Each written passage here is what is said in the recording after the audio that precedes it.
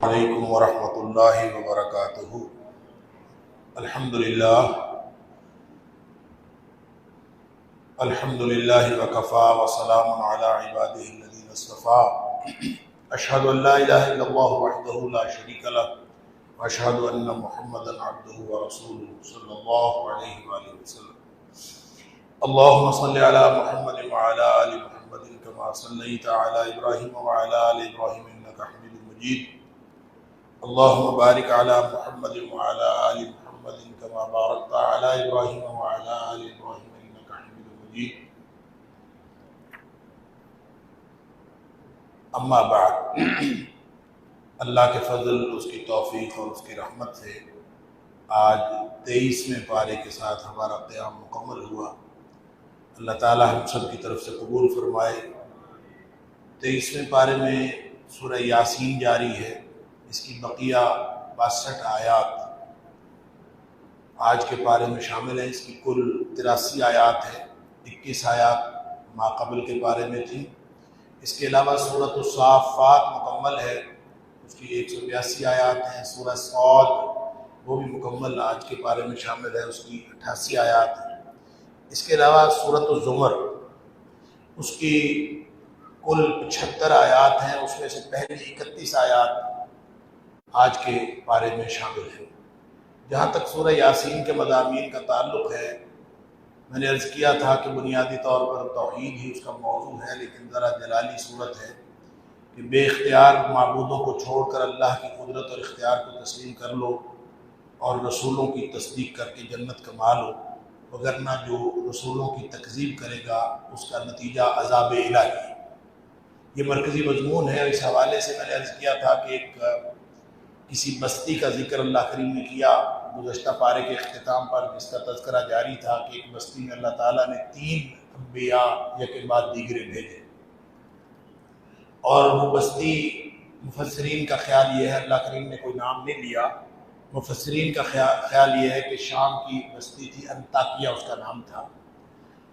بہرحال اس میں تینوں نبی پوری بھرپور تبلیغ کرتے رہے، لیکن انہوں نے تینوں نبیوں کی تکذیب کی اور مختلف قسم کے بہانے بھی بناتے رہے۔ کبھی کہتے تھے کہ ہمارے جو معاشرے کے اندر نحوست پھیل گئی ہے تمہارے آنے کی وجہ سے، کبھی کچھ کہتے تھے، کبھی کچھ کہتے تھے کہ تم اگر یہاں سے نہ نکلے تو ہم تمہیں رجم کر دیں گے، مار کے نکال دیں گے، اور مختلف طرح کی باتیں۔ انہوں نے آگے سے کوئی دلیل نہیں دی، انہوں نے انبیاء نے ان کی تکذیب کے مقابلے میں یہ کہا کہ ربنا یعلم انا الیکم لمرسلون، ہمارا رب جانتا ہے کہ ہم رسول ہیں، اور یہ اس وجہ سے کہ رسول کو اپنے سچا ہونے کی کوئی خارجی دلیل دینے کی ضرورت پیش نہیں آتی۔ رسول اللہ کا، جو بھی اللہ کا رسول ہوتا ہے وہ حق ہوتا ہے، اور اس کی زندگی ہی اس کی دلیل ہوتی ہے۔ لہذا اتنی بات کافی ہے کہ میں اللہ کا رسول ہوں، اللہ جانتا ہے، بات ختم۔ وما علینا الا البلاغ المبین، ہم نے پہنچانا تھا، ہم نے پہنچانا، کسی نے ماننا ہے مانے، نہیں ماننا نہ مانے۔ پھر ایک شخص جس کو اللہ تعالیٰ نے ایمان نصیب کیا تھا، اس کا نام بھی اللہ کریم نے نہیں لیا، بس یہ فرمایا کہ وہ ایک دور کے بستی کے کونے سے دوڑتا ہوا آیا، آ کے اس نے بھی لوگوں کو سمجھایا کہ یہ دیکھیں کتنے اچھے لوگ ہیں، نہ تم سے کوئی اجرت مانگتے ہیں، نہ تمہارے اوپر کوئی بوجھ ڈالتے ہیں، کتنی خیر خواہی تمہارے ساتھ کر رہے ہیں، ان کی بات کیوں نہیں مانتے؟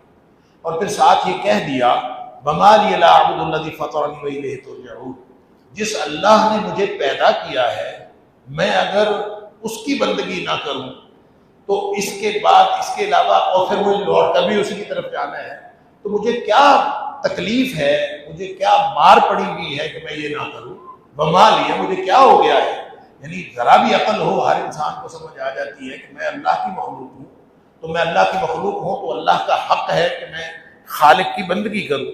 لہذا اس نے یہی بات کہی اتخذ من دونہ آلہۃ یردونی الرحمن بضر لا تغنی عنی شفاعتہم، اللہ کے علاوہ میں مخلوق میں سے بہت چھوٹے چھوٹے خدا کافی سارے میں بنا لوں، تو جب مجھے کوئی مصیبت پہنچے تو یہ تو مجھے کچھ میری مصیبت میں فائدہ ہی نہیں دے سکتے، اور نہ یہ مجھے بچا سکتے ہیں کسی چیز سے۔ انی اذا لفی ضلال مبین، اس کا مطلب ہے میں تو کھلی گمراہی میں ہوں گا۔ انی آمنت بربکم فاسمعون، پہلے وہ دلائل دے کے سمجھاتا رہا، بالآخر اس نے بالکل کھلا اعلان کر دیا کہ میں تو ان پر ایمان لاتا ہوں، سب سن لو کہ میں نے اپنے رب پر ایمان لایا۔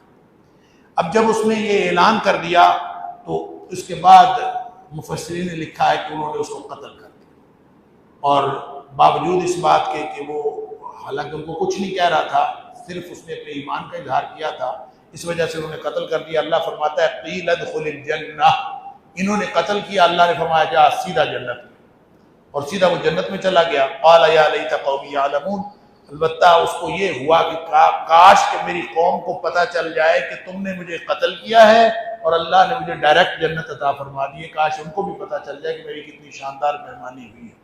بما غفر لی ربی وجعلنی من المکرمین، کتنا مجھے عزت کا مقام ملا ہے، یہ کاش ان کو بھی پتہ چل جائے جنہوں نے مجھے قتل کیا۔ بہرحال انہوں نے قتل کر دیا، تو اللہ تعالیٰ فرماتا ہے کہ اس مرد صالح کے قتل پر، جس کا نام مفسرین نے لکھا ہے حبیب بن موسیٰ اس کا نام تھا، نجار تھا، عام سا آدمی، لیکن اللہ نے ایمان عطا فرمایا تھا۔ اور ان اکرمکم عند اللہ اتقاکم، اللہ کے ہاں عزت والا وہ نہیں ہے کہ جو یہاں مال و دولت والا ہو، جو کوئی چھوٹی ذات کا ہو، کوئی دروازوں سے دھتکارا ہوا ہو، کوئی ہو، لیکن ایمان والا ہو تو اللہ کے ہاں وہی ایمان اور تقوی والے کی عزت ہے۔ لیکن وہ مرد صالح جب اس دنیا سے چلا گیا، ان لوگوں نے اس کو قتل کیا، تو پھر اس کے بعد اس بستی کے اوپر اللہ فرماتے عذاب آ گیا، اللہ، ساری بستی ملیا میٹ کر دی گئی، کیونکہ ایسے معاملات میں ایسا ہی ہوتا ہے۔ پھر فرمایا من کل لما جميع الذین محضرون، ویسے بھی کوئی بستی تباہ و برباد کی جائے چاہے نہ کی جائے، آخر سب لوگوں کو ہمارے ہاں حاضر ہونا ہے اور لوٹ کر آنا ہے۔ اس کے بعد آیت نمبر 33 سے 50 تک دلائل قدرت اور اللہ تعالیٰ کی نعمتوں کا تذکرہ ہے کہ نعمتوں کا شکر کرو اور توحید کی طرف آ جاؤ۔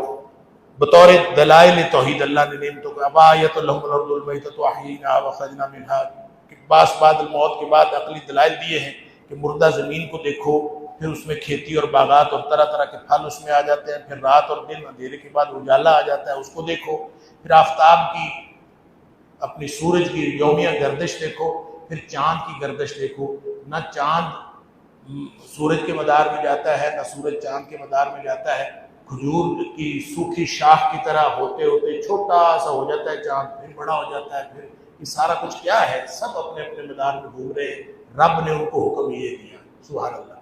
پھر کشتی دیکھو سمندر میں، وہ بھی اللہ کی قدرت کی دلیل ہے، سوئی پھینکتے ہو تو ڈوب جاتی ہے، اتنی بڑی کشتی نہیں ڈوبتی، یہ اللہ تعالیٰ کی قدرت ہے، سبحان اللہ۔ اور پھر تمام سواریاں اور اونٹ وغیرہ یہ سب اللہ تعالیٰ نے نشانیاں بنائی ہیں۔ اللہ چاہتا تو کشتی کو غرق کر دیتا، لیکن وہ کشتی کو غرق نہیں کرتا، یہ اس کی رحمت ہے کہ وہ اس کو بچا لیتا ہے۔ پھر آگے کفار کی سرکشی کا جواب دیا گیا ہے کہ جب ان کو کہا جاتا ہے کہ ایمان لے آؤ اور غریبوں کو کھلاؤ، وہ کہتے ہیں اللہ خود کیوں نہیں کھلا لیتا، اللہ خود کھلا لے، ہمیں کیا ضرورت، ہمیں کیوں کہتا ہے، اور اگر ہم نہ کھلائیں گے تو کوئی قیامت نہیں آتی۔ اللہ تعالیٰ نے فرمایا کہ اچانک آئے گی قیامت، اللہ اکبر، یہ بار بار یہی سوال کرتے ہیں وَيَقُولُونَ مَتَىٰ هَٰذَا الْوَعْدُ إِن كُنتُمْ صَادِقِينَ، سچے ہو تو لاؤ قیامت کب آئے گی۔ اللہ تعالیٰ نے فرمایا مَا يَنظُرُونَ إِلَّا صَيْحَةً وَاحِدَةً تَأْخُذُهُمْ وَهُمْ يَخِصِّمُونَ، یہ جھگڑ رہے ہیں اس کے بارے میں جو اچانک ان کے اوپر آئے گی، جب آئے گی۔ فَلَا يَسْتَطِيعُونَ تَوْصِيَةً وَلَا إِلَىٰ أَهْلِهِمْ يَرْجِعُونَ، ان کو وصیت کرنے کا بھی موقع نہیں ملے گا، اور اگر گھروں سے باہر پھر رہے ہوں گے تو گھر پہنچنے کا بھی موقع نہیں ملے گا، اس قدر اچانک آئے گی، اللہ تعالیٰ معاف فرمائے، نہ وصیت کر سکیں گے نہ گھر پہنچ سکیں گے۔ پھر آگے احوال قیامت، جنت دوزخ کا ذکر ہے، نفخہ ہوگا، نفخے میں نے پہلے بتا دیا تھا کہ 4 نفخے ہوں گے، سور پھونکا جائے گا، اس میں 4 دفعہ پھونک ماری جائے گی۔ یہاں پہ نفخہ اولا اور ثانیہ کا غالباً ذکر ہے، اور مفسر نے لکھا ہے کہ اس میں 40 سال کا وقفہ ہوگا، اللہ تعالیٰ معاف فرمائے۔ پہلے گھبراہٹ ہوگی، ایک نفخہ ہوگا جس سے سارے فَفَزِعَ مَن فِي السَّمَاوَاتِ وَالْأَرْضِ، زمین و آسمان کی ہر چیز جو ہے گھبراہٹ کا شکار ہو جائے اور سب بھاگیں گے ادھر ادھر، اور جیسے بکھرے ہوئے پتنگے، جس طرح دوسری جگہوں پہ ذکر آیا۔ اور پھر دوسرا نفخہ ہوگا کہ سب مر جائیں۔ درمیان میں کتنا وقفہ ہوگا؟ نبی پاک صلی اللہ علیہ وسلم فرمایا 40 سال کا وقفہ ہوگا، واللہ عالم کیا ہوگا کیا نہیں ہوگا۔ پھر مومنین کا تذکرہ ہے جو جنت میں مزے میں ہوں گے، موج کر رہے ہوں گے، بیویوں کے ساتھ تکیہ لگائے، اللہ اکبر، سایوں میں اور اونچے تختوں کے اوپر بیٹھے ہوئے ہوں گے، اور جو مانگیں گے ان کے سامنے حاضر ہو جائے گا، سلامتی کی صدائیں آ رہی ہوں گی، اللہ تعالیٰ ہم سب کو ان میں سے بنائے۔ آگے کفار کا انجام ہے، آیت نمبر 59 سے 68 تک، الگ ہو جاؤ مجھے، وَامْتَازُوا الْيَوْمَ أَيُّهَا الْمُجْرِمُونَ، مجرموں تم الگ ہو جاؤ، تمہارا ان کے اہل ایمان کے ساتھ کوئی تعلق نہیں ہے، تم نے شیطان کی پیروی کی تھی میں نے کہا تھا کہ لا تعبد الشیطان، کہ شیطان کی پیروی نہیں کرنی، تم نے شیطان کی بندگی کی ہے، اب جہنم تیار ہے تمہارے لیے، وہاں زبانیں بند ہو جائے گی، الیوم نختم علی افواہہم وتکلمنا ایدیہم وتشہد ارجلہم بما کانوا یکسبون۔ اللہ، تو لگتا یوں ہے کہ کافروں کو جب جہنم میں پھینکا جائے گا تو پھینکا جانے لگے گا، تو ان کو جب کہا جائے گا تو لگتا ہے کہ بہانے بھی بنانے سے باز نہیں آئیں گے، کیونکہ کافر ہمیشہ چرب زبان ہوتے ہیں، دنیا میں لوگوں کو چارتے رہتے ہیں، تو لگتا ہے وہاں بھی باز نہیں آئیں گے۔ اس لیے اللہ تعالیٰ فرماتا ہے الیوم نختم علی افواہہم، آج تمہارے منہ سیل کر دیے جائیں گے، منہ کے اوپر مور لگ گئی، زبان سے نہیں بول سکیں گے۔ پھر کون بولے گا؟ ہاتھ بولیں گے، پاؤں بولیں گے، ان کے جسم بولیں گے، اور جسم بول بول کے ان کے خلاف گواہی دیں گے، یہ ہمارے ہاتھ ہیں، انہوں نے ہمارے خلاف گواہی دینی ہے۔ اللہ اکبر۔ اور سورہ حامیم سجدہ کے اندر اللہ تعالیٰ نے فرمایا کہ یہ پھر کہیں گے وقالوا لجلودہم لما شہدتم علینا، کہ تم نے ہمارے خلاف گواہی کیوں دی، کیسے تم نے یہ ہمارے خلاف گواہی دی، کس طرح؟ تو یہ آگے سے پھر جسم بولیں گے کہ ہم نے اس لیے گواہی دی کہ ہمیں اسی ذات نے بولنا سکھایا ہے جس نے ساری کائنات کو بولنا سکھایا ہے۔ اللہ تعالیٰ ہمارے جسموں کو ہمارے حق میں دلیل دینے والا بنائے۔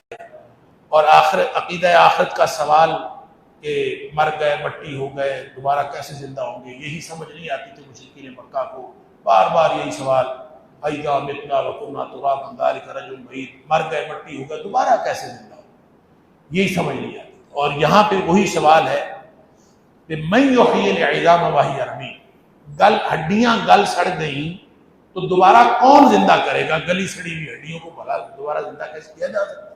کون زندہ کرے؟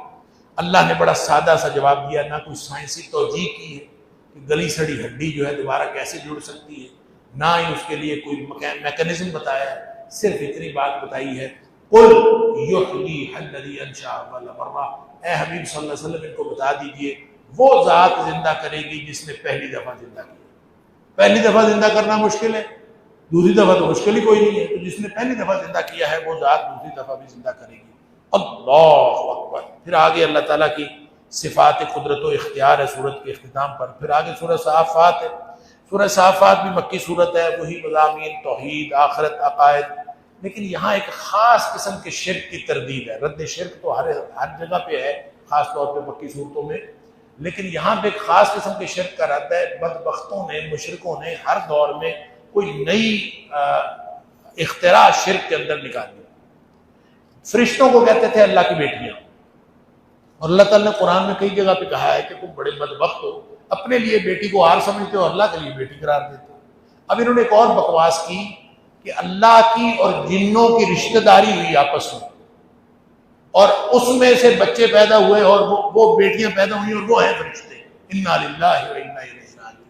اس کا اللہ کریم نے ذکر کیا ہے، الوہیت ملائکہ کی نفی کی ہے، ابتدا میں بھی کی ہے، اور آخر میں آیت نمبر 149 سے 166 تک میں عرض کروں گا۔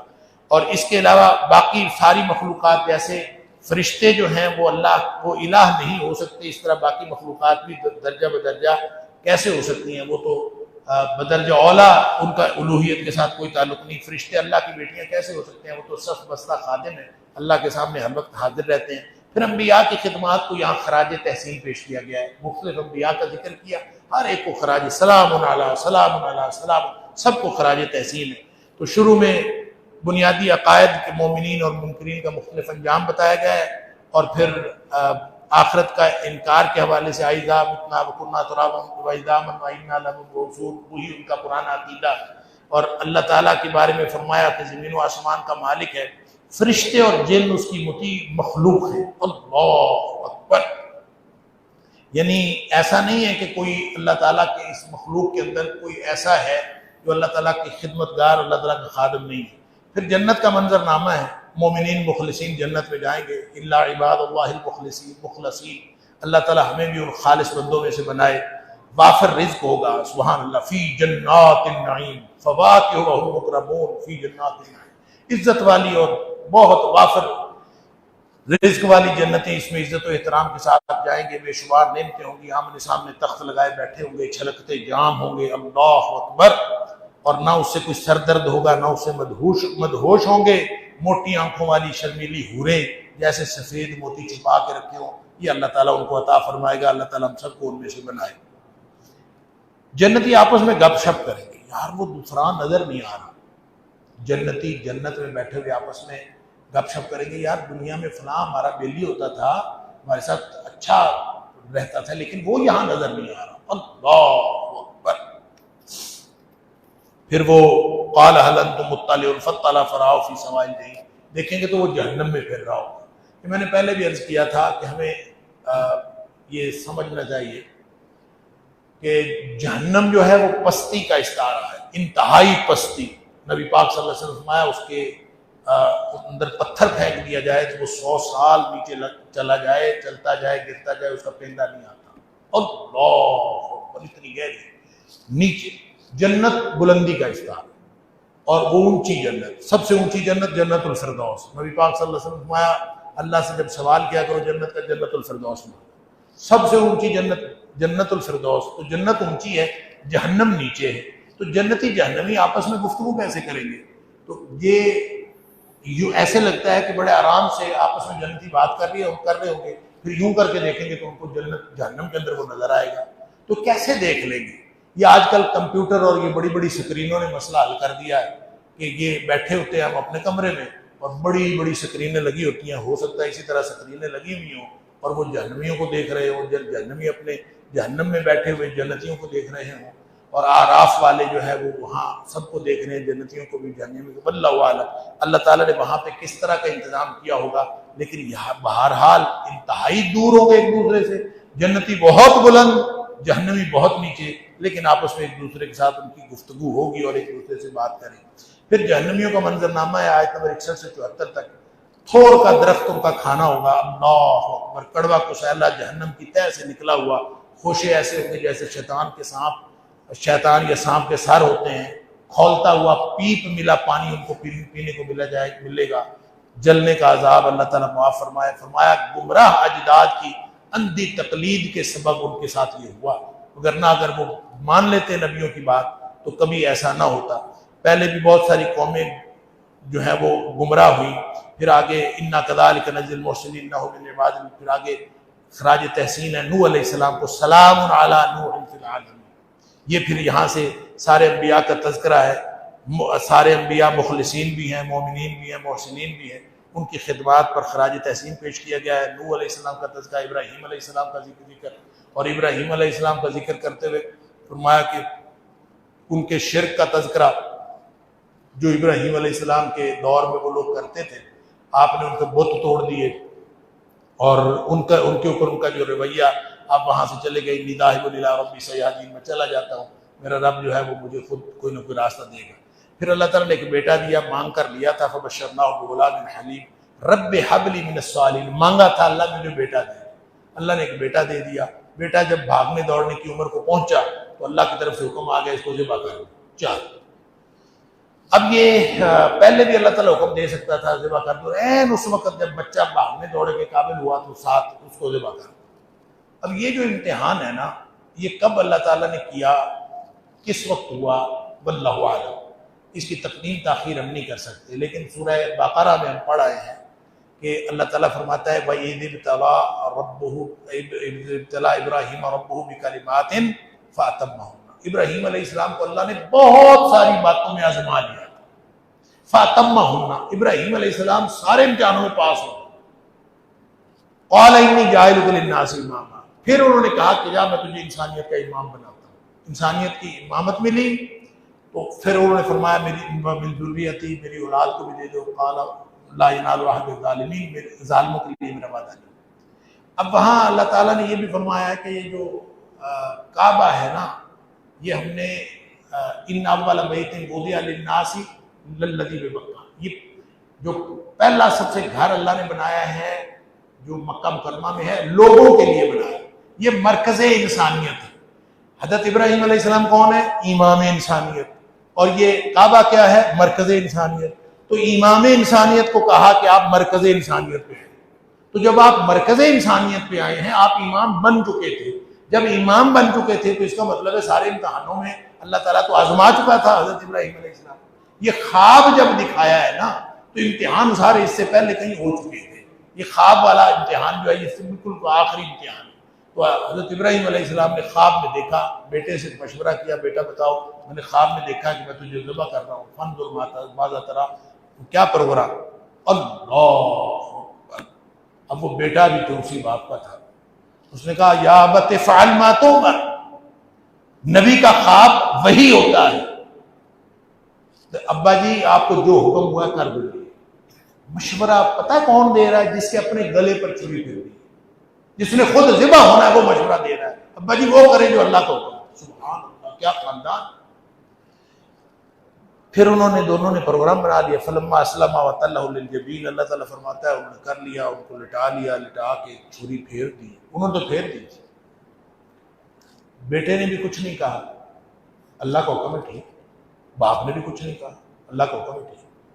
عجیب دنیا نے نظارہ دیکھا کہ باپ نے بیٹے کے گلے پہ چھری پھیر دی، دونوں نے نہیں کہا، اللہ سے کہہ ہی دیتے یا اللہ امتحان ہوتا ہے نہ کر، نہیں کہا۔ اللہ تعالیٰ فرماتا ہے وَنَادَيْنَاهُ يَا إِبْرَاهِيمُ، نہ وہ بولا نہ وہ بولا، ہمیں آسمانوں سے بولنا پڑا، وَنَادَيْنَاهُ يَا إِبْرَاهِيمُ، یا ابراہیم، ہمیں آسمان سے بولنا پڑا، او ابراہیم یہ تو نے کیا کیا، إِنَّ هَذَا لَهُوَ قَدْ صَدَّقْتَ الرُّؤْيَا إِنَّا كَذَلِكَ نَجْزِي الْمُحْسِنِينَ۔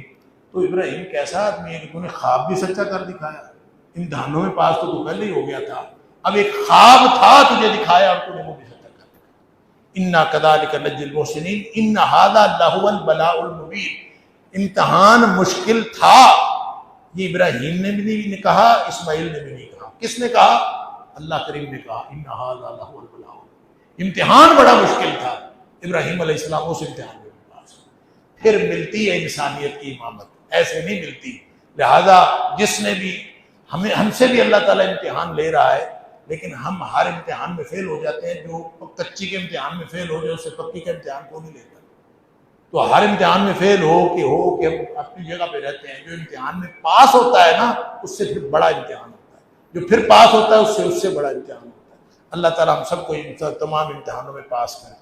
پھر آگے اسحاق علیہ السلام، موسیٰ علیہ السلام، ہارون علیہ السلام، الیاس علیہ السلام، لوط علیہ السلام، سب کو اللہ تعالیٰ نے خراج تحسین پیش کیا ہے، سب کے سب مومنین محسنین مخلصین ہیں۔ آگے پھر یونس علیہ السلام فرمایا بھاگ گیا تھا، کشتی بھری ہوئی گیا، قر اندازی ہوئی سمندر، آپ کو ساری بات بتائی تھی۔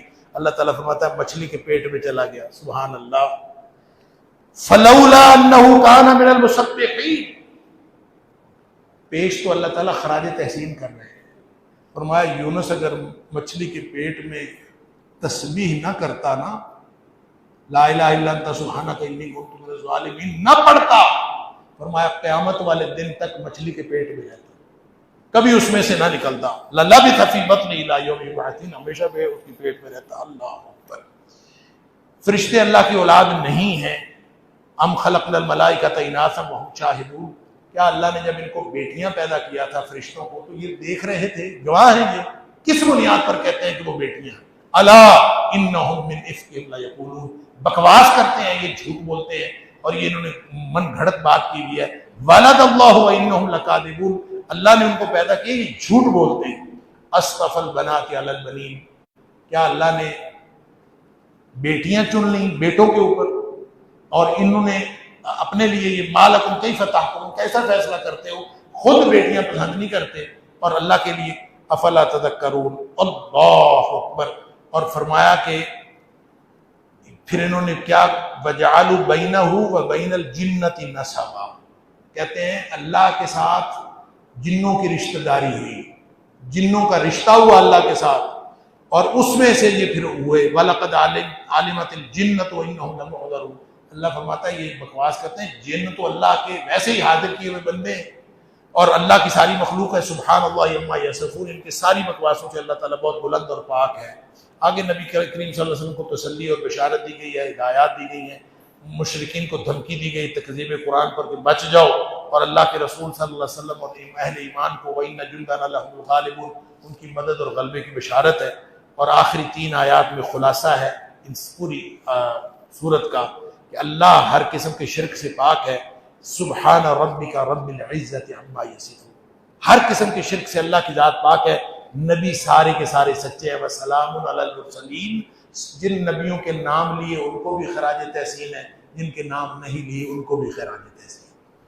اور الحمدللہ رب العالمین، اور سب تعریف اللہ کے لیے۔ آگے سورہ صاد ہے، مکی صورت، وہی بنیادی عقائد توحید، رسالت اور آخرت کی تفہیم ہے، اس میں وحی اور صاحب وحی پر ایمان لانے کی ترغیب ہے اور دعوت ہے، کفار کی ضد اور تکبر پر ہلاکت کی دھمکی ہے، نبی اکرم صلی اللہ علیہ وسلم کو صبر و ثبات کی تلقین، حضرت ایوب صابر علیہ السلام، ان کا تذکرہ بطور حوالہ کیا ہے کہ جس نے 18 سال صبر کیا، نبی پاک صلی اللہ علیہ وسلم کو بھی صبر کی تلقین اور ساتھ حوالہ حضرت ایوب علیہ السلام کو دیا۔ کہتے ہیں کہ 10 سن نبوی کو ابو طالب جو نبی کریم صلی اللہ علیہ وسلم کے چچا تھے، وہ بڑے محافظ تھے، بہت انہوں نے خدمات پیش کی اسلام کے لیے، نبی پاک صلی اللہ علیہ وسلم کی حفاظت میں، تو وہ بیمار تھے۔ تو ان کی بیماری میں وفد آئے، 4 وفود آئے ہیں ابو طالب کے پاس کل ان کی زندگی میں نبی پاک صلی اللہ علیہ وسلم کے بارے میں۔ کفار کے سرداروں کو بہرحال ان کا ایک تھا کہ یہ ابو طالب جو ہوتے ہوئے نبی پاک صلی اللہ علیہ وسلم پر کوئی زیادہ ظلم نہیں کر سکتے۔ تو چوتھا اور آخری وفد جب آیا ہے، 10 سن نبی میں وہ بیمار تھے اور 25 سردار مل کے آئے، اور انہوں نے آ کے نبی کریم صلی اللہ علیہ وسلم، حضرت پہلے تو ابو طالب سے کہا کہ اپنے بھتیجے کو سمجھاؤ، اور ابو طالب نے اس دن نبی کریم صلی اللہ علیہ وسلم کو بلا لیا اور بلا کے کہا کہ بیٹے بھتیجے تو اتنا بوجھ نہ ڈال۔ نبی کریم صلی اللہ علیہ وسلم نے ساری بات سنی اور سن کے کہا کہ میں ایک کلمہ ان کو بتاتا ہوں، یہ عرب و عجم کے بادشاہ بن جائیں گے، میں ایک کلمہ بتاتا ہوں۔ تو وہ ابو جہل بھی ان میں تھا، 25 سردار کو کہتا ہے عرب اور عجم کی بادشاہی مل رہی ہو تو ایک کلمہ نہیں 10 کلمے سکھاؤ تو ہم پھر وہ بھی کر 10 باتیں بتاؤ تو ہم 10 باتیں ماننے کے لیے تیار ہیں اگر عرب و عجم کی بادشاہی مل رہی ہے۔ تو نبی کریم صلی اللہ علیہ وسلم نے قولوا لا الہ الا اللہ، ان کو یہ تو وہی پرانی بات، اللہ اکبر۔ اس موقع پر یہ جو پہلی 8 آیات ہے سورہ صاد کی، اس موقع پر نازل ہوئی کہ خالص توحید، ان کو بکواس کرتے تھے کہ یہ نہ پہلے کبھی نہ سنی نہ سنائی، یہ پتہ نہیں کہاں سے آ گئی ہے، کیونکہ اس سے پہلے وہ یہودیوں کو جانتے تھے، وہ عزیر علیہ السلام کو اللہ کا بیٹا قرار دیتے تھے، عیسائیوں کو جانتے تھے اور عیسائی حضرت عیسیٰ علیہ السلام کو اللہ کا بیٹا قرار دیتے تھے، لہٰذا وہ توحید جو خالص توحید ہو یہ پہلے کبھی سنی نہ سنائی۔ وہ کہتے ہیں صرف وہابی کہتے ہیں خالص توحید کی بات، اور تو کوئی بولتا ہی نہیں، باقی ہر ایک نے کوئی نہ کوئی ساتھ جوڑ لگایا ہوا ہے، اور یہ انہوں نے پتہ نہیں خالص توحید کہاں سے سیکھی ہے۔ سنو، ہم نے قرآن سے سیکھی ہے اور اللہ کے رسول صلی اللہ علیہ وسلم سے سیکھی۔ پھر وہ یہ بھی کہتے تھے صرف یہی رہ گیا تھا وہی کے لیے، وہی کسی اور پر آ جاتی۔ جواب میں اللہ تعالیٰ نے ڈانٹ پلائی ہے، کیا تم خدائی خزانے کے کنجی بردار ہو؟ تمہارے پاس خزانے ہیں سارے کہ تم سے پوچھا جائے گا؟ اللہ اکبر۔ یا پھر زمین و آسمان کی بادشاہت تمہارے پاس ہے؟ یا پھر فرمایا کہ بلکہ یہ تو خود شکست خوردہ لشکر ہے، ان کو کیا حق پہنچتا ہے کہ اللہ تعالیٰ کی تقسیم پر اعتراض کرے۔ پھر آگے متکبرین کے انجام کا ذکر ہے، قوم نوح، عاد، فرعون، سمود، قوم لوط، اصحاب الایکہ، ایک چنگھاڑ کے ذریعے سب تباہ و برباد کر دی، ان کا ذکر ہے۔ پھر نبی پاک صلی اللہ علیہ وسلم کو صبر کی تلقین اور دیگر انبیاء کے تذکرے سے خوشخبری دی ہے۔ داؤد علیہ السلام اور سلیمان علیہ السلام کا ذکر کہ ان کے پر اللہ تعالیٰ نے اتنے انعامات دیے، اور پھر انعامات کے ساتھ یہ ایک واقعہ بھی بیان کیا ہے کہ شخص حضرت داؤد علیہ السلام جو ہے اپنے محراب کے اندر یا اپنے حجرے کے اندر کر رہے تھے عبادت کی، دیوار پھلانگ کے 2 آدمی آ گئے، انہوں نے کہا جی ہمارا فیصلہ کرو، میرے پاس 99 دنبیاں ہیں، میرے پاس 1 دنبی، ایک بندہ کہتا ہے اس کے پاس 99 دنبی ہیں، 99 والا کہتا ہے وہ 1 دنبی بھی مجھے دے، حد ہوگی میں کیوں دے دوں؟ تو وہ حضرت داؤد علیہ السلام نے کہا بھائی بتا غلط ہے، اس طرح تو نہیں ہے، جن کے پاس زیادہ مال ہوتا ہے وہ تھوڑے مال والوں کو ویسے ہی ہڑپ کر جاتے ہیں، دنیا میں اسی طرح ہی دیکھا ہے، لہٰذا تمہارا یہ مطالبہ صحیح نہیں۔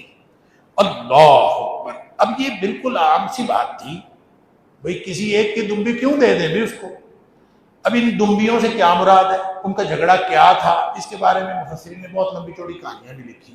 صحیح بات یہ ہے جو اللہ تعالیٰ نے آگے پھر وَظَنَّ دَاوُودُ أَنَّمَا فَتَنَّاهُ، داؤد علیہ السلام کو فوراً سمجھ آ گئی کہ یہ اللہ نے مجھے آزمایا ہے، اور فَاسْتَغْفَرَ رَبَّهُ فَخَرَّ رَاكِعًا وَأَنَابَ، اور انہوں نے حضرت داؤد علیہ السلام کو سمجھ آ گئی کہ یہ تو اللہ نے مجھے آزمایا، فوراً اللہ تعالیٰ سے مغفرت مانگی اور رکوع کیا اور رجوع کیا۔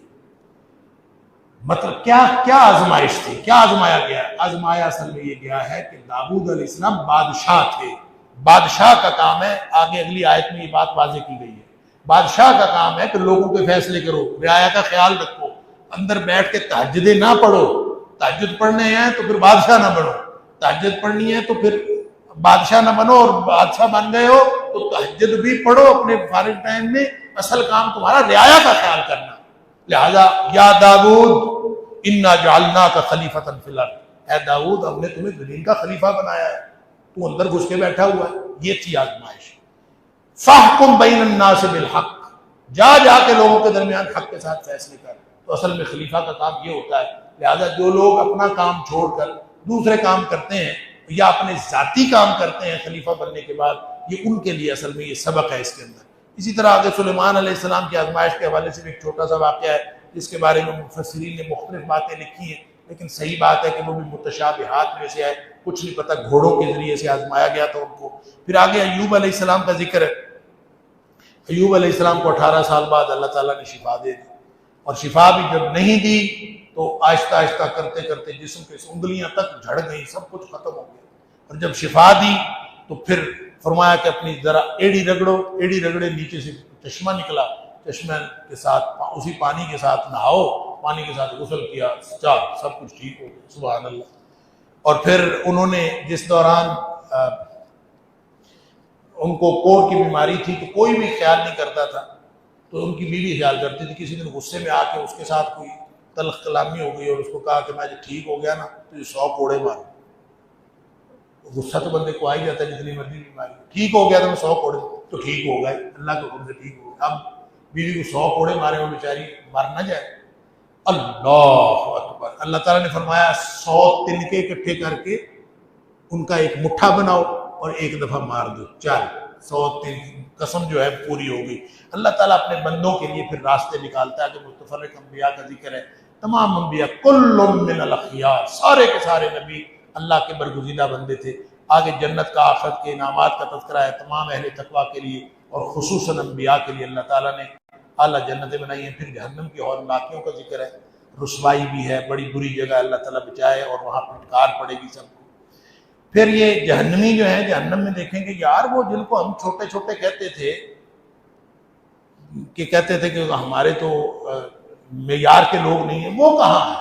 وہ جہنم میں نظر نہیں آ رہے۔ یعنی جو مشرک اور کافر سردار ہیں وہ نبی کریم صلی اللہ علیہ وسلم کے کمزور ساتھیوں کی موجودگی میں نبی پاک صلی اللہ علیہ وسلم کے ساتھ بات کرنا پسند نہیں کرتے، حضرت بلال، حضرت خباب، حضرت صہیب، تو وہ نہیں نظر آ رہے۔ اللہ تعالیٰ فرماتا ہے وہ اللہ کے نیک بندے ہیں، وہ جنت میں ہیں، تمہیں ادھر ڈھونڈ رہے ہو۔ فرمایا یہ سارے کے سارے ابلیسی لشکر کے پیروکار ہیں۔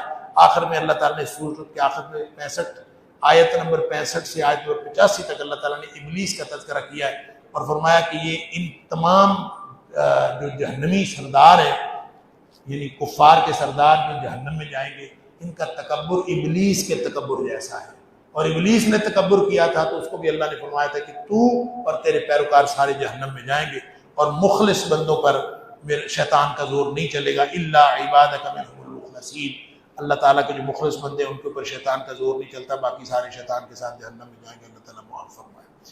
آگے سورہ زمر ہے، اور سورہ زمر کی اس میں بھی عقیدہ توحید بیان کیا گیا ہے، اور صحیح جس بات پر سب سے زیادہ اس سورت میں زور دیا گیا ہے، ایسے تو زمر کا مطلب ہوتا ہے گروہ، تو اصل میں تو اس میں تذکرہ ہے 2 گروہوں کا، کہ جنتی جنت کی طرف گروہ در گروہ جائیں گے، اور جہنمی جہنم کی طرف گروہ در گروہ جائیں گے، لیکن ان کا تذکرہ اگلے پارے میں 24ویں پارے میں، اس پارے میں جو جس چیز پر زور دیا گیا سورہ زمر کے اندر وہ یہ ہے کہ خالص توحید اختیار کرو، اللہ کو خالص بندے چاہیے۔ فرمایا انا انزلنا الیک الکتاب بالحق فاعبد اللہ مخلصا لہ الدین، اللہ کی بندگی کرو، اللہ کے لیے دین کو خالص کر کے۔ کیوں؟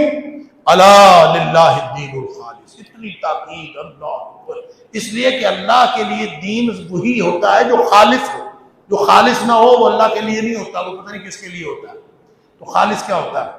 اللہ تعالیٰ نے ہم سے یہ مطالبہ نہیں کیا کہ صاف اور مصفہ دین لاؤ، ایک ہر چیز کے اندر اخلاص پیدا کرنا ہوتا ہے نا، خلوص، بات سمجھ لیجیے، اللہ نے ہم سے مطالبہ کیا، اللہ نے مطالبہ کیا خالص کا۔ ایک ہوتا ہے مصفا، قرآن میں آتا ہے عسل مصفا، صاف شفاف شہد جس کے اندر کوئی کنٹیمنیشن نہ ہو۔ تو ہم سے صاف شفاف عبادت کا مطالبہ اس لیے نہیں کیا کہ ہماری ہر بندگی اور ہر عمل کے اندر کنٹیمنیشن ہوتی ہے، میل کچیل ہوتا ہے، ہر چیز کے اندر ہوتا ہے، کبھی ریاکاری اس کے اندر آ جاتی ہے، دکھلاوا آ جاتا ہے، کوئی دنیاوی فائدہ آ جاتا ہے، کبھی کچھ آ جاتا ہے، کبھی شیطان کے خیالات، کوئی قسم کے خیالات آتے ہیں۔ ہمیں ہر عمل میں اس کو خالص کرنا ہے۔ خالص کرنے کا مطلب ہوتا ہے جیسے سونے اور چاندی کو یا لوہے کو آگ پر تپایا جاتا ہے کہ اس کا میل کچیل نکل جائے، اس کو کہتے ہیں خالص یخلص، اس کو خالص کرنا۔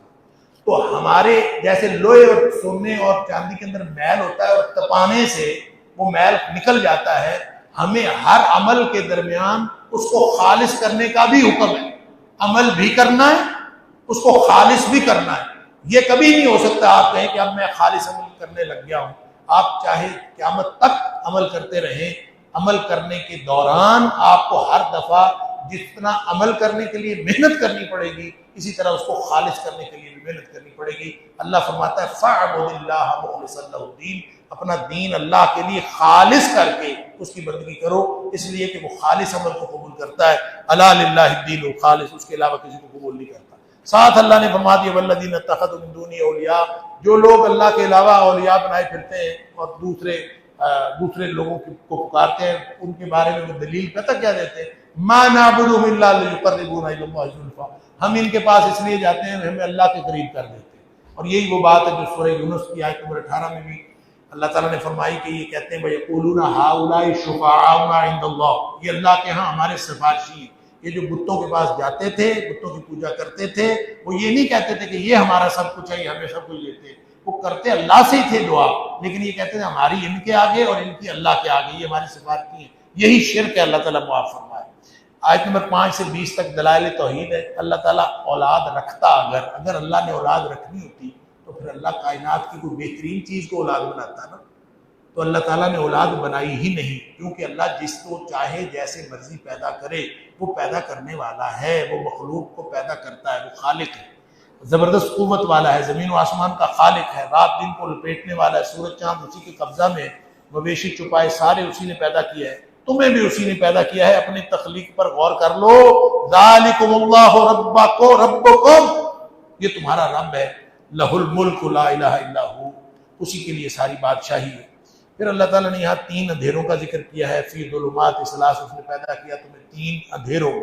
اللہ، یہ 3 اندھیروں کی پہلے کسی کو نہیں سمجھ آئی۔ ظاہر ہے جب میڈیکل سائنس نے ترقی کی تو پتہ چلا کہ جب بچہ رحم مادر میں ہوتا ہے تو اس کے اوپر 3 جھلیاں ہوتی ہیں۔ رحم مادر کی پیٹ، سب سے اوپر پیٹ، پھر اس کے رحم مادر، پھر آگے ایک جھلی ہوتی ہے مشیخ جس کو کہتے ہیں، اس کے اندر ہوتا ہے، اس جھلی کے اندر۔ تو یہ 3 اندھیرے اللہ تعالیٰ نے فرمایا، اس کو ظلمات فی ظلمات ثلاث۔ آج سائنس نے ثابت کیا کہ واقعی جب بچہ ماں کے پیٹ میں ہوتا ہے اس کے اوپر 3 اندھیرے چھائے ہوئے ہوتے ہیں۔ اللہ اکبر۔ پھر فرمایا کہ وہ اللہ تعالیٰ فَإِنَّ اللَّهَ غَنِيٌّ عَنْكُمْ، اللہ تمہارے تم سے بے نیاز ہے۔ یہ نہ سمجھو کہ اللہ تعالیٰ کو تمہاری بندگی کی کوئی ضرورت ہے، اللہ بے نیاز ہے، غنی ہے، لیکن ایک بات یاد رکھو، وَلَا يَرْضَىٰ لِعِبَادِهِ الْكُفْرَ، اپنے بندوں کے کفر پر راضی نہیں ہوتا۔ بے نیاز تو ہے، اس کو کوئی ضرورت نہیں، لیکن کفر سے وہ ناراض ہو جاتا ہے، جب ناراض ہوتا ہے تو وہ عذاب دیتا ہے۔ اللہ اکبر۔ وَإِن تَشْكُرُوا، اگر تم اللہ کا شکر کرو گے، یرضہ لکم، وہ تمہارے لیے خوش ہو جائے۔ بس اتنی سی بات ہے، پورا امتحان، پوری زندگی کا اور بندگی کا جو فلسفہ ہے وہ اللہ تعالیٰ نے یہاں بیان کر دیا۔ پھر آگے فرمایا کہ جاہل اور عارف برابر نہیں ہو سکتے۔ مومن کی مدح کی، اہل تقویٰ اور اہل علم جو ہیں وہی ہیں جو اللہ تعالیٰ کی بندگی کرتے ہیں اور فرمانبردار ہوتے ہیں۔ اور پھر فرمایا قل اللہ اعبد مخلصا لہ الدین، اے حبیب صلی اللہ علیہ وسلم اپنا عقیدہ اور منہج واضح کر دیجئے کہ میں اللہ کی خالص بندگی کرتا ہوں، یہی میرا دین ہے، لہذا اپنا دین اور غیر اللہ کی بندگی خسارہ ہی خسارہ ہے، اس میں آگ کا ڈراوا ہے۔ اور سورت اس پارے کے آخر پہ سورت میں 2 بڑے مضامین بیان ہوئے ہیں۔ ایک تو مضمون یہ بیان ہوا ہے کہ اللہ نے فرمایا جی جو قرآن ہے نا، اللہ نزل احسن الحدیث، یہ اللہ نے کائنات کا بہترین کلام نازل کیا. لیکن یہ بہترین کلام کیسا ہے؟ کتاب متشابہ مثانی، اس میں اس کی آیات بار بار دہرائی جانے والی اور ایک دوسرے سے ملتی جلتی. یہ دو باتیں جو ہے نا، تکرار اور مشابہت، یہ مخلوق میں سے کسی کے کلام میں ہو تو وہ کلام اپنی تاثیر کھو دیتا ہے. لیکن یہ اللہ کا کلام ہے، یہ کلام اللہ کا معجزہ ہے کہ اس میں مشابہت بھی ہے، اس میں تکرار بھی ہے. یہ دو باتیں مخلوق کے کلام میں ہو تو وہ تاثیر کھو دیتا ہے، جب یہ اللہ کے کلام میں ہے تو اس میں پتہ ہے کتنی تاثیر ہے. اقشعر منہ جلود الذین یخشون ربهم، کہ جو جن لوگوں کے دلوں میں رب کی خشیت موجود ہے ان کے رونگٹے کھڑے ہو جاتے ہیں. یہ قرآن سن کے اتنی تاثیر ہے اس کے اندر. ثم تلین جلودهم وقلوبهم الی ذکر اللہ، جس دن یہ رونگٹے کھڑے ہو گئے، اللہ اکبر، ایک دفعہ دل دہل گیا تو اس کے بعد دل بھی، جسم بھی، جان بھی، باطن بھی، ظاہر بھی اللہ کی یاد کی طرف جھک پڑتا ہے. فرمایا ذالک امر اللہ یہدی بہ من یشاء، یہ ہے وہ ہدایت اللہ کی، جس کو چاہتا ہے عطا کرتا ہے. قرآن کتاب ہدایت ہے، تو جس نے ہدایت لینی ہے وہ مالک کی خشیت دل میں رکھے. جس کے دل میں مالک کا روب ہوگا اس کو یہ سمجھ آئے گی. مالک کے روب کی بات اس لیے ضروری ہے کہ صاحب کلام کا جب تک انسان کو معرفت نہ ہو، آدمی کو پتہ ہی نہیں ہوتا کہ یہ کلام کیا ہے. میں اگر کہوں کہ پکڑ لو تو میرے اس بات کی تو کوئی حیثیت نہیں. اگر یہی بات پکڑ لو علاقے کا تھانے دار کہے تو تھر تھلی مچ جائے گی کہ یار بات تو وہی ہے. صاحب کلام سے کلام کی تاثیر بدلتی ہے. اور یہی بات اگر ملک کا وزیر اعظم کہے پکڑ لو، بریکنگ نیوز ہو جائے گی. تو یہ اصل میں صاحب کلام سے، اس لیے فرمایا تقشعر منہ جلود الذین یخشون ربهم، صاحب کلام کی خشیت رب کی جس کے دل میں ہے نا، ان کے رونگٹے کھڑے ہو. اللہ نے فرمایا. حضرت ابن مسعود رضی اللہ تعالیٰ فرمایا کرتے تھے جب یا ایھا الذین آمنو خطاب ہوتا ہے نا تو سیدھے ہو کے بیٹھ جایا کرو، الرٹ ہو کے بیٹھ جایا کرو. کائنات کا شہنشاہوں کا شہنشاہ عرش سے ڈائریکٹ تمہیں خطاب کر رہا ہے، تمہارے تو رونگٹے کھڑے ہو جانے چاہیے اور دل دہل جانا چاہیے. اللہ تعالیٰ تمہارے ساتھ مخاطب ہے اور ہمیں پتہ ہی نہیں چلتا. اگر یہ رونگٹے کھڑے نہیں ہوتے تو اس کا مطلب ہے قرآن کی تاثیر ہمارے اندر نہیں جاتی، اور قرآن کی تاثیر تب جائے گی جب ہم مالک کی عظمت کا روب ہمارے دلوں میں آئے. اور آخری بات یہاں جو اس پارے کے آخر پہ فرمائی ہے، مشرک اور موحد کی ایک مثال دی ہے. فرمایا دو غلام ہیں، ایک ایک بندے کا غلام ہے اور ایک کئی بندوں کا غلام ہے. ہیں دونوں غلام، ایک ایک بندے کا، ایک کئی بندوں کا غلام ہے. اور جو کئی بندے ہیں نا وہ سارے آپس میں دشمن ہیں. اندازہ کرو آپس میں دشمن ہے، ان کا غلام ہے مشترکہ. تو اس کی کیا درگت بنے گی کہ اس کے سارے مالک آپس میں لڑ رہے ہیں اور کئی مالک ہیں، اور ایک طرف ایک بندہ ہے جو ایک کا. اللہ تعالیٰ پوچھتا ہے یہ بتاؤ هل یستویان مثلا، یہ دونوں برابر ہو سکتے ہیں؟ تو مشرک اور موحد کی یہی مثال ہے. مشرک در در پہ دھکے کھاتا پھر رہا ہے اور موحد جو ہے ایک اللہ کا غلام. سبحان اللہ. اور پھر کفار نبی کریم صلی اللہ علیہ وسلم کو تانا دیتے تھے کہ آپ کی وفات ہو جائے گی، آپ فوت ہو جائیں گے، اور پہلے نبی بھی فوت ہو گئے. اللہ تعالیٰ فرمایا انک میت وانہم میتون، سب نے فوت ہو جانا ہے. کل نفس ذائقۃ الموت، سے بچنے والا کون؟ اللہ تعالیٰ سب کو قرآن سمجھ رہے ایمان کے ساتھ زندگی گزارنے کی توفیق عطا فرمائے. وآخر دعوانا الحمدللہ.